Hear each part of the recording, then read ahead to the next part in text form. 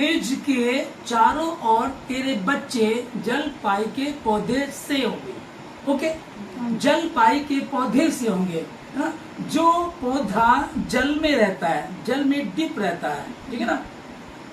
जो वृक्ष जल धाराओं के किनारे लगाया गया है वो अपनी ऋतु में पनपता है और उसके पत्ते कभी मुरझाते नहीं है। ये कौन है? जो परमेश्वर यहोवा का भय मानता है, ठट्ठा करने वालों की मंडली में नहीं बैठता है, चुगली करने वाले लोगों की संगति नहीं करता है, बुरे को बुरा बोलता है, सही संगति में रहता है, परमेश्वर के संगति में बना रहता, दिन रात उसके वचन पर ध्यान करता और उसके अनुसार चलता है। वो पुरुष किसके समान होगा?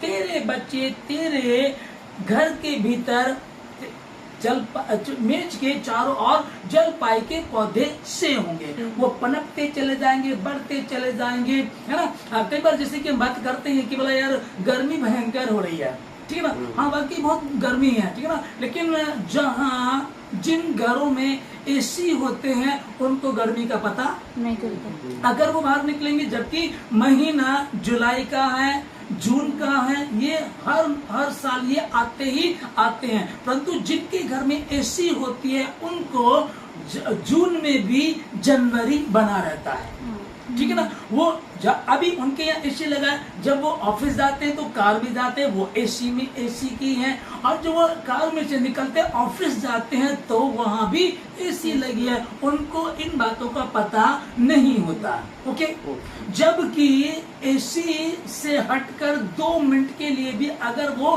बाहर की गर्मी या धूप में आ जाएंगे तो तुरंत बीमार हो जाएंगे, ठीक है ना। उसमें रहने वाले। तो ये उदाहरण में सिंपलता दे रहा हूँ समझने के लिए, परंतु परमेश्वर के साथ रहने वालों के लिए लिखा है कि वो किसके समान होगा।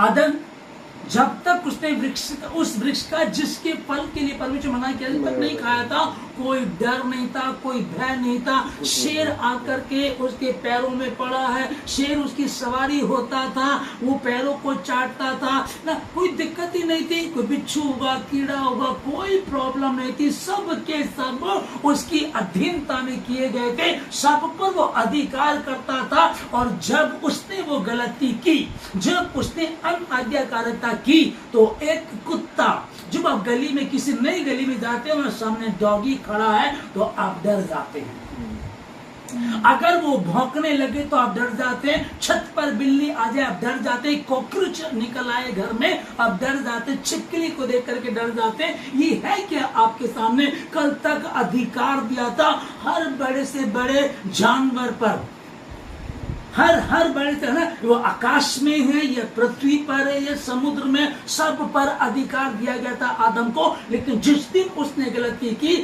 आज वो डरने लगा। परमेश्वर कह रहा है कि आदम तो कहाँ है? मैं वाटिका में तेरे शब्द को सुन करके डर गया था। मैं तो रोज तुझसे मिलने आता हूँ, रोज तुझको याद करता हूँ, रोज हम संगति करते हैं, कभी तुझे डरने लगा। आज क्या हो गया? परमेश्वर को पता था इसने गलती कर दी, उस वृक्ष का फल खा लिया है। वही मैंने बताया, शाऊल से गलती हुई और उसने 2-3 बार सॉरी बोला, वो रह गया। हाँ, और दाऊद ने जब गलती की वो कंटिन्यू परमेश्वर के पास पड़ा। कोई गलती आपने की है, कोई गलती जानने में अनजाने में हो गई या परमेश्वर के विरोध में कुछ हुआ, आप परमेश्वर के सामने बैठ जाइएगा, घुटनों पर रहिएगा, चौकड़ी मार के बैठ जाइए, लेट जाइएगा। खुदा क्षमा कर दे प्रभु, मैंने जानबूझ के की, अनजाने में की, तू दयालु है, मैं तेरी बेटी हूँ, मैं तेरा बेटा, मुझे क्षमा कर प्रभु, मेरी सुधि ले परमेश्वर। इतना लंबा समय हो गया प्रभु राजा, मैं उलझा रहता हूँ, कमाई होती है लेकिन उलझन बनी रहती है। ये कैसे होगा? जिस वचन को हमने पढ़ा, वचन संहिता 128 का 1 से ये जो 8 तक है, जब आप इसको अध्ययन करेंगे, पर्सनली आप इसको अध्ययन कीजिएगा सारे परिवार के लोग, विशेषकर विनोद जी आप इसको पर्सनली इसको पढ़िएगा। पढ़ करके परमेश्वर से इसको बोले, प्रभु तूने कहा है। पत्नी, आपके बच्चे बेची, पत्नी बेची, सब कुछ अच्छा है, तो निश्चय अपनी कमाई को खाने पाएगा। वो तो नहीं हो पा रहा है। तो कहाँ कमी है आप उसको देख लीजिएगा। सो परमेश्वर आपको बहुत बहुत आशीष दे। और आज का ये इस दिन के लिए हम धन्यवाद देते हैं, परमेश्वर का धन्यवाद देते हैं सारी बातों के लिए। और धन्यवाद देते हैं ये दिन जो परमेश्वर ने आपको दिखाया। हम लोग अभी गा ही रहे थे, है ना, तेरे दर पर हम आए हैं और अपना सर झुकाया है, खुदाया शुक्र है तेरा, हमें ये दिन दिखाया है, खुदाया शुक्र है तेरा, हमें ये दिन दिखाया है।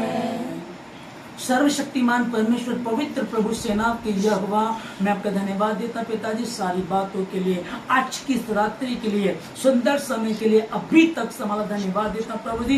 प्रार्थना करता आपके बेटे विनोद के लिए परमेश्वर प्रभु राजा आपने को संभाला, अच्छी जॉब दी है, अच्छी पत्नी दी है, अच्छे बच्चे दिए हैं, सब कुछ अच्छा है प्रभु जी। पर वही बात, यदि मनुष्य सारे जगत को जीत ले और अपने प्राणों की हानि उठाए तो उसको उससे क्या लाभ?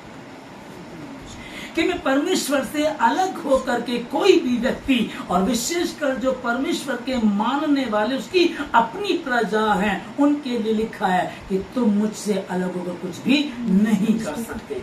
प्रभु मैं क्या करूं, समझ में नहीं आ रहा। उसने कहा है पहले उसके धर्म और राज्य की खोज करें, उसके बाद ये सब वस्तुएं तुम्हें यूं ही मिल जाएंगी। मैं आशीष देता हूँ विनोद जी को, उनके जीवन साथी, उनकी पत्नी को, उनके चारों बच्चों को आशीष देता हूँ। इनके हाथों की कमाई में बरकत हो आज के बाद।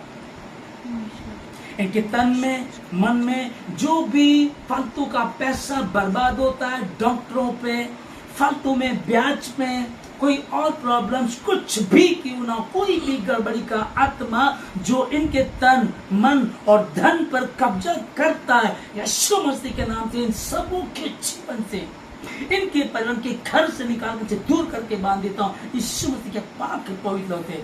इन सबों को, इस पूरे परिवार को, इनके घर को नाम देता हूँ। धन्यवाद देते सारी बातों के लिए, धन्यवाद के साथ प्रार्थना यीशु मसीह के नाम से मांगते हैं, आमीन।